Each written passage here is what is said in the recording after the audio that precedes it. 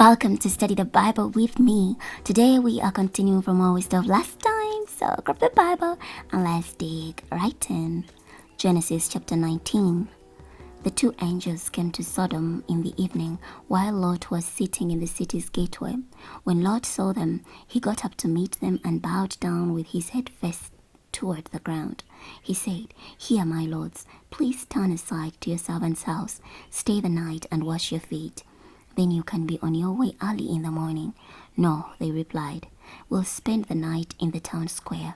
But he urged them persistently, so they turned aside with him and entered his house. He prepared a feast for them, including bread baked without yeast, and they ate.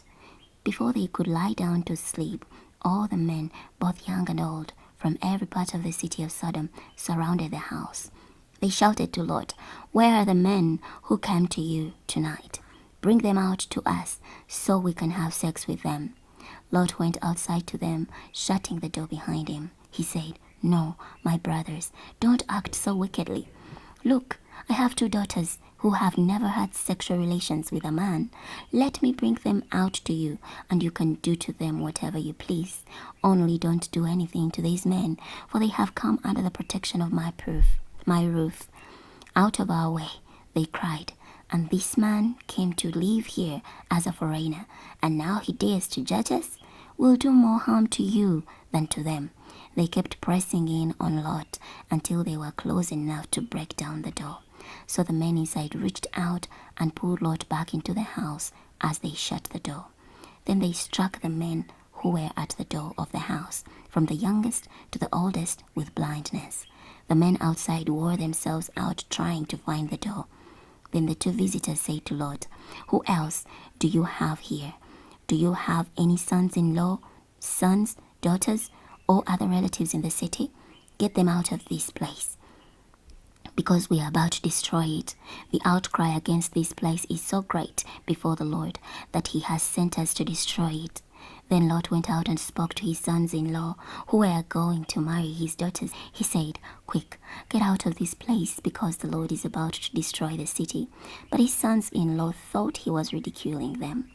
At dawn, the angels hurried Lot along, saying, "Get going. Take your wife and your two daughters who are here, or else you will be destroyed when the city is judged." When Lot hesitated, the men grabbed his hand and the hands of his wife and two daughters. Because the Lord had compassion on them, they led them away and placed them outside the city. When they had brought them outside, they said, "Run for your lives. Don't look behind you or stop anywhere in the valley. Escape to the mountains, or you will be destroyed."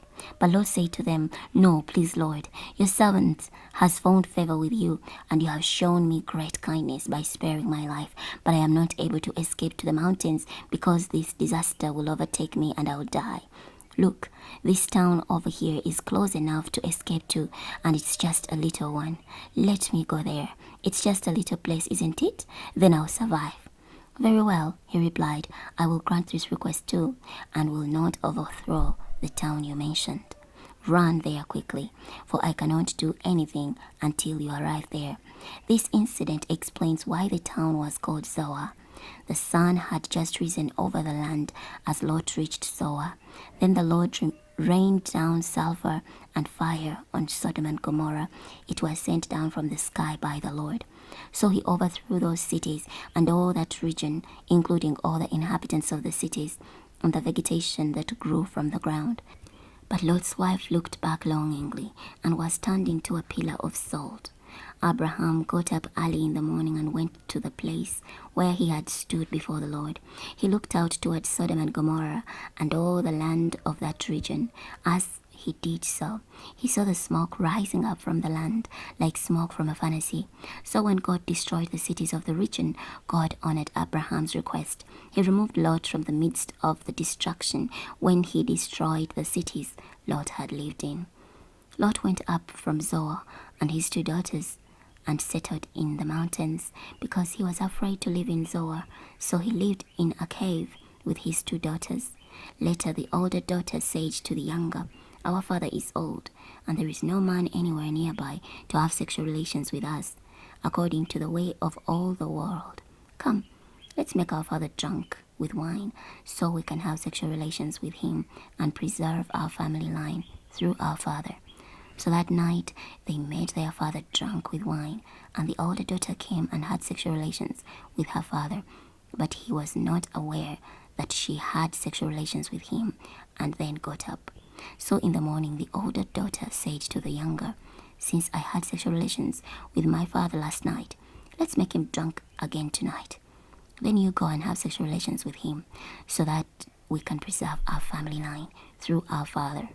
So they made their father drunk with that night as well, and the younger one came and had sexual relations with him, but he was not aware that she had sexual relations with him and then got up. In this way, both of Lot's daughters became pregnant by their father. The older daughter gave birth to a son and named him Moab. He is the ancestor of the Moabites of today. The younger daughter also gave birth to a son and named him Benami. He is the ancestor of the Ammonites of today. Chapter 20. Abraham journeyed from there to the Negev region and settled between Kadesh and Shur. While he lived as a temporary resident in Gerar, Abraham said about his wife Sarah, "She is my sister." So Abimelech, king of Gerar, sent for Sarah and took her. But God appeared to Abimelech in a dream at night and said to him, "You are as good as dead because of the woman you have taken, for she is someone else's wife." Now Abimelech had not gone near her. He said, "Lord, would you really slaughter an innocent nation? Did Abraham not say to me, 'She is my sister'?" And she herself said, "He is my brother." I have done this with a clear conscience and with innocent hands. Then in the dream God replied to him, "Yes, I know that you have done this with a clear conscience. That is why I have kept you from sinning against me and why I did not allow you to touch her. But now give back the man's wife. Indeed, he is a prophet and he will pray for you. Thus you will live. But if you do not give her back, know that you will surely die along with all who belong to you." Early in the morning, Abimelech summoned all his servants. When he told them about all these things, they were terrified.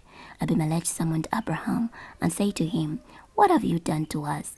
What sin did I commit against you that would cause you to bring such great guilt on me and my kingdom? You have done things to me that should not be done." Then Abimelech asked Abraham, "What prompted you to do this thing?" Abraham replied, "Because I thought surely no one fears God in this place.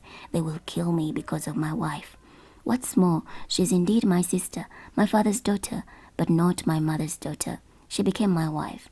When God made me wander from my father's house, I told her, 'This is what you can do to show your loyalty to me. Every place we go, say about me, he is my brother.' So Abimelech gave sheep, cattle, and male and female servants to Abraham. He also gave his wife Sarah back to him. Then Abimelech said, 'Look, my land is before you. Live wherever you please.' To Sarah he said, 'Look, I have given 1,000 pieces of silver to your brother.